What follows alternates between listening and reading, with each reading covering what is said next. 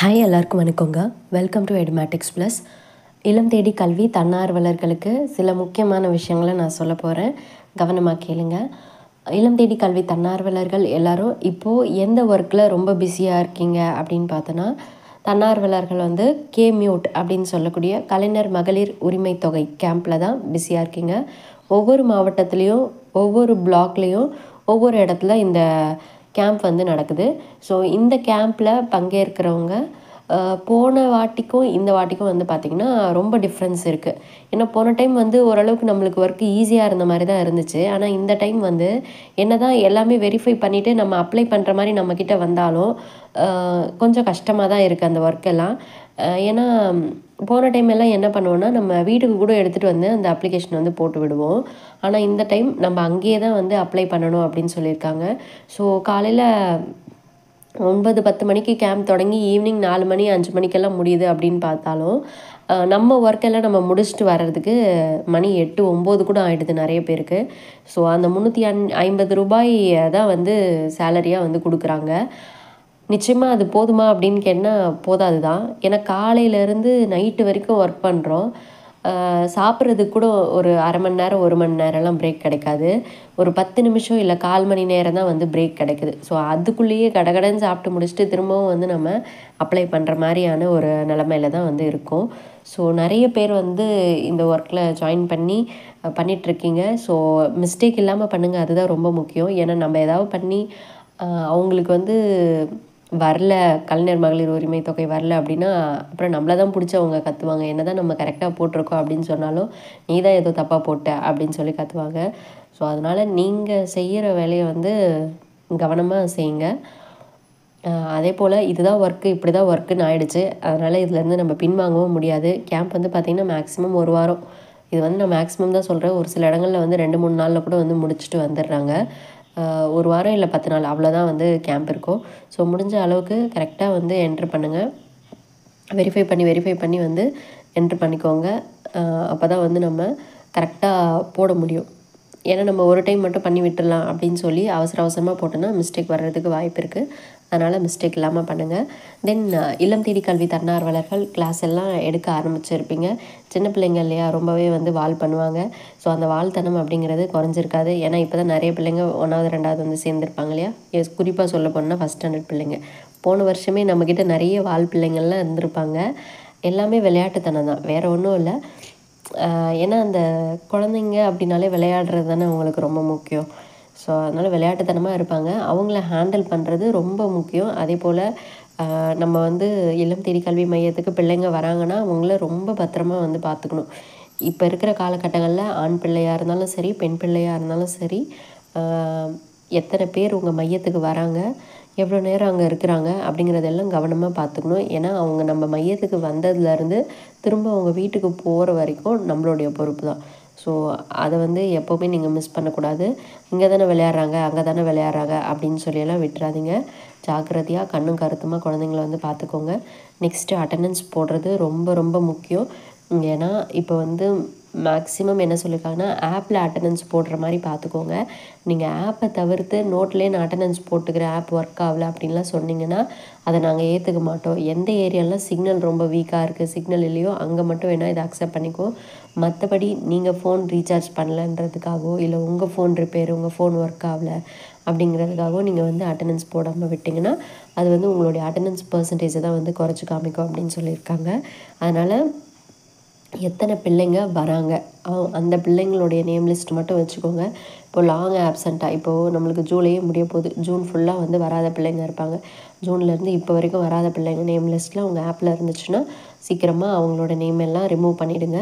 Remove பண்ணாமல் attendance போட்டுகிட்டே வந்தீங்கன்னா உங்களுக்கு அட்டெண்டன்ஸ் பர்சன்டேஜ் குறையும். பர்சன்டேஜ் குறைஞ்சுன்னா நம்மளுக்கு இல்லம் தேடி கல்வி மூலமாக வர ஆப்பர்ச்சுனிட்டி எல்லாம் கிடைக்காம போயிடும். அண்ட் அடுத்து இல்லம் தேடி கல்வி கண்டினியூ ஆகுதுன்னா நம்மளை கண்டினியூ பண்ண வைக்க மாட்டாங்க. ஸோ இதெல்லாம் தெளிவாக தெரிஞ்சுக்கோங்க. அண்ட் அதுக்கு ஏற்ற மாதிரி சொல்கிற ப்ரொசீஜர்ஸை ஃபாலோ பண்ணிக்கோங்க. நெக்ஸ்ட்டு ஐடிகேயில் நமக்கு ஒரு மாடியூல் கொடுத்துருப்பாங்க. ஸோ அந்த மாடியூல் படி தான் நம்ம தமிழ், இங்கிலீஷ், மேக்ஸ் சொல்லிக் கொடுப்போம். இப்போ எக்ஸாம் டைம் வந்துச்சு அப்படின்னா அவங்க புக்கில் இருந்து நாளைக்கு எக்ஸாமுக்கு என்ன படிக்கணுமோ அதை சொல்லிக் கொடுப்போம். ஸோ ஸோ சொல்லிக் கொடுக்குறத எப்போவுமே நிறுத்தக்கூடாது. நம்ம ஃபஸ்ட்டு ஸ்டார்டிங்கில் எப்படி வந்து சொல்லிக் கொடுத்துட்டு வந்தோமோ, எப்படி ஆடல் பாடலோட விளையாட்டு மூலமாக, அதே மாதிரி தான் இப்போ வந்து நம்ம சொல்லிக் கொடுக்கணும். இதுக்கு நிறைய மெத்தட்ஸ் நீங்கள் கற்றுக்கிட்டுருப்பீங்க. நிறைய ஆக்டிவிட்டீஸ் மூலமாக சொல்லிக் கொடுக்க டிஎல்எம் செஞ்சுருப்பீங்க. அதே மாதிரியே பிள்ளைங்களுக்கு இன்ட்ரெஸ்டடாக கற்றுக் கொடுங்க. ஏன்னா நம்ம இன்ட்ரெஸ்டிங்காக கொண்டு போனால் மட்டும்தான் தொடர்ந்து பிள்ளைங்க வருவாங்க. இல்லைன்னா வந்து அவங்க வர்றதை ஸ்டாப் பண்ணிடுவாங்க. ஸோ அது வந்து நீங்கள் தான் கவனமாக பார்த்துக்கணும். நெக்ஸ்ட்டு பள்ளிகளில் கலை திருவிழா வந்துருச்சு. இப்போது நிறைய பேர் பார்த்துருப்பீங்க. 2025 to 26 கல்வியாண்டுக்கு கலைத்திருவிழா போட்டிகள் அறிவிச்சிருக்காங்க. பசுமையும் பாரம்பரியமும் அப்படிங்கிற தலைப்பில் தான் இந்த கல்வியாண்டுக்கான கலைத்திருவிழா போட்டி நடைபெற போகுது. இதில் வந்து ஸ்கூல் லெவலில் நடக்கும். அதுக்கப்புறம் குறுவட்டம் லெவலில், அந்த கிளஸ்டர் லெவலில் நடக்கும். அப்புறம் வட்டாரம், மாவட்டம், மாநில அளவில் நடக்கும். ஃபஸ்ட் ஸ்டாண்டர்ட்லேருந்து 12th ஸ்டாண்டர்ட் வரைக்கும் இந்த போட்டிகள் எல்லாம் நடக்கும். அந்த குறுவட்டம் கிளஸ்டர் மட்டும் 1 to 5 மட்டும் பார்ட்டிசிபேட் பண்ணுற மாதிரி இருக்கும். மற்ற லெவல் எல்லாமே பள்ளி, வட்டாரம், மாவட்டம், மாநில அளவில் ஃபஸ்ட் ஸ்டாண்டர்ட்லேருந்து 12th வரைக்குமே பார்ட்டிசிபேட் பண்ணுவாங்க. அதுக்கப்புறம் எப்போ வந்து அந்த பார்ட்டிசிபெண்ட்ஸை வந்து உள்ளீடு செய்யணும், போட்டியோடைய பங்கேற்பாளர் விவரங்கள், அப்புறம் என்றைக்கு வந்து நடைபெறும் அப்படிங்கிறதெல்லாம் ஆகஸ்ட் 4ஆம் தேதியிலேருந்து 18ஆம் தேதி வரைக்கும் பண்ணணும் அப்படின்னு சொல்லியிருக்காங்க பள்ளி அளவில். இதுவே குறுவட்டம் அந்த கிளஸ்டர் லெவல்னால் ஆகஸ்ட் 25லேருந்து 29 வரைக்கும், வட்டார அளவில் அக்டோபர் 13லேருந்து அக்டோபர் 17 வரைக்கும், மாவட்ட அளவில் அக்டோபர் 27லேருந்து அக்டோபர் 31 வரைக்கும், மாநில அளவிலான போட்டிகள் வந்து 24 நவம்பர்லேருந்து 28 நவம்பர் வரைக்கும் நம்ம ரெஜிஸ்டர் பண்ணிக்கணும்னு சொல்லியிருக்காங்க.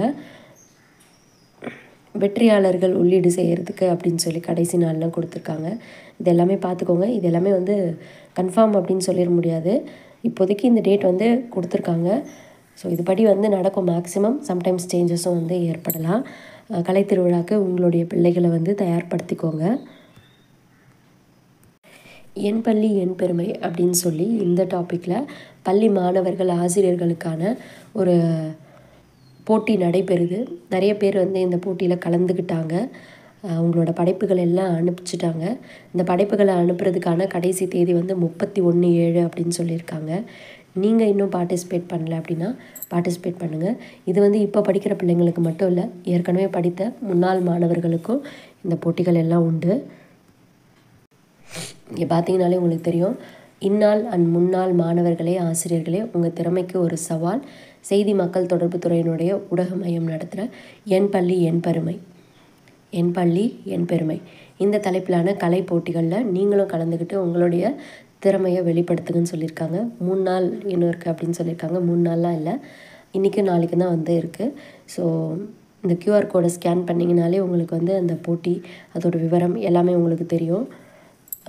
இப்போ மெயில் ஐடி கொடுத்துருக்காங்க இல்லைங்களா, TNDIPR/MHMSMP இந்த மெயில் ஐடிக்கு தான் வந்து உங்களுடைய படைப்புகளை அனுப்புகிற மாதிரி இருக்கும்.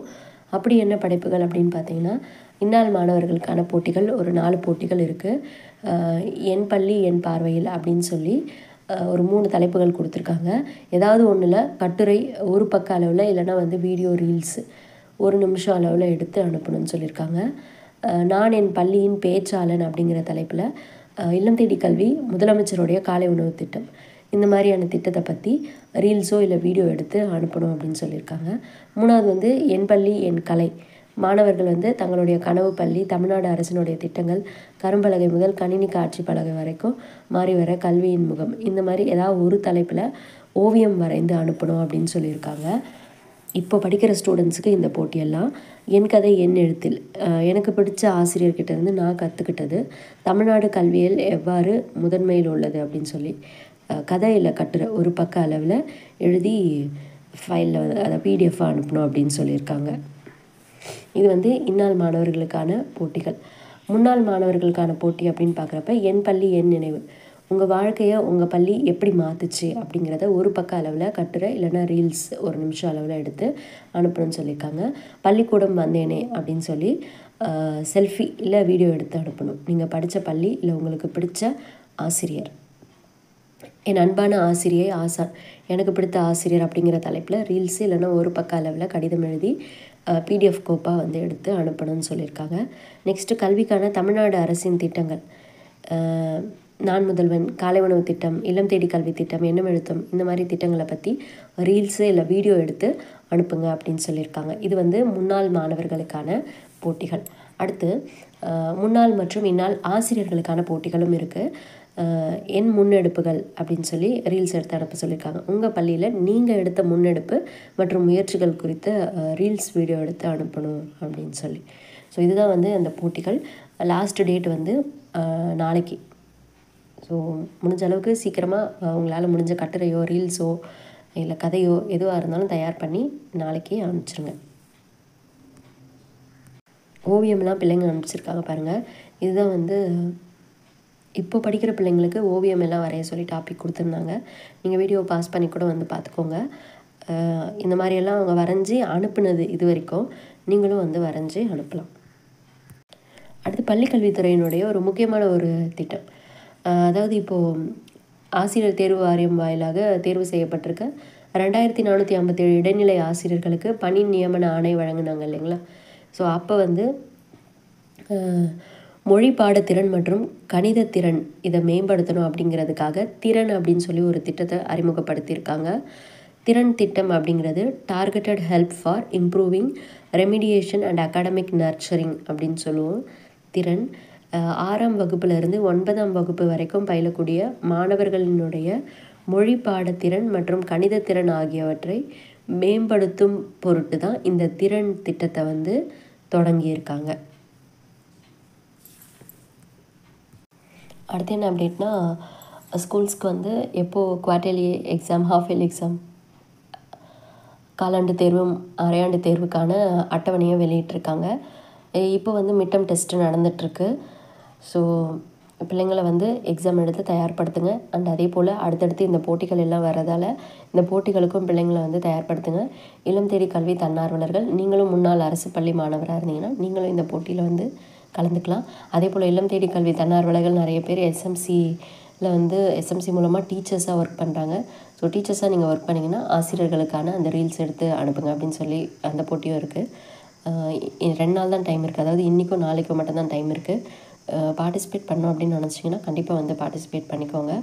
All the best. அண்ட் உங்கள் ஸ்டூடெண்ட்ஸ் யாராவது பார்ட்டிசிபேட் பண்ணணுன்னு விருப்பப்பட்டாலும் அவங்களையும் பார்ட்டிசிபேட் பண்ண வைங்க. தேங்க்யூ.